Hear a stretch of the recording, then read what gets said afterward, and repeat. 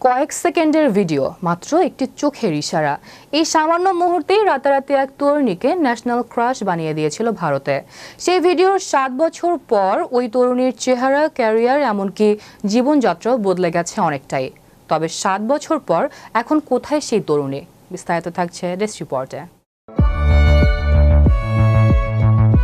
কয়েক সেকেন্ডের ভিডিও, মাত্র একটি চোখের ইশারা। এই সামান্য মুহূর্তই রাতারাতি এক তরুণীকে ন্যাশনাল ক্রাশ বানিয়ে দিয়েছিল ভারতে।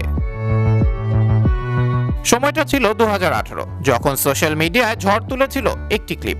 সেই ভিডিওর 7 বছর পর ওই তরুণীর চেহারা, ক্যারিয়ার, এমনকি জীবনযাত্রাও বদলে গেছে অনেকটাই। 2018 সালে মালায়ালাম ছবি ওরু আদার লাভের একটি গানের দৃশ্যেই প্রথম নজরে আসেন প্রিয়া প্রকাশ ভারিয়ার। মাত্র কয়েক সেকেন্ডের চোখের ইশারা আর হালকা হাসির অভিব্যক্তি মুহূর্তেই তাকে জনপ্রিয়তার শিখরে তুলে দেয়।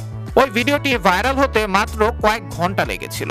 এরপরই প্রিয়া প্রকাশ ভারিয়ার রাতারাতি হয়ে যান ইন্টারনেট সেন্সেশন।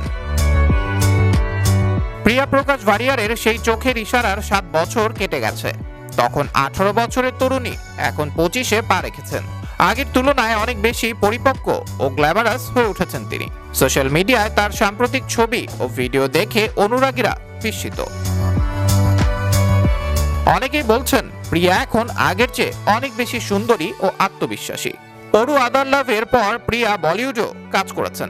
শ্রীদেবী বাংলো এবং লাভ হ্যাক্সের মতো সিনেমায় অভিনয় করেছেন তিনি। পাশাপাশি বিভিন্ন মিউজিক ভিডিওতে কাজ করেছেন, যেখানে প্রিয়াকে একদম নতুন লুকে দেখা গিয়েছে। বলিউডের পাশাপাশি দক্ষিণী সিনেমাতেও এখন বেশ জনপ্রিয় মুখ প্রিয়া। সম্প্রতি ভবিষ্যৎ পরিকল্পনা নিয়ে প্রিয়া জানান, বলিউডে আরো শক্ত অবস্থান গড়ে তুলতে চান তিনি। মালায়ালাম, তামিল এবং তেলুগু ফিল্ম ইন্ডাস্ট্রিতে বড় প্রজেক্টের জন্য কাজ করছেন। অভিনয়ের পাশাপাশি মডেল ও বিজ্ঞাপনের দুনিয়াতেও তার জনপ্রিয়তা বাড়ছে। 7 বছর পরও প্রিয়ার জাদু অমলিন। একটা ছোট্ট চোখের ইশারা বদলে দিয়েছিল তার জীবন।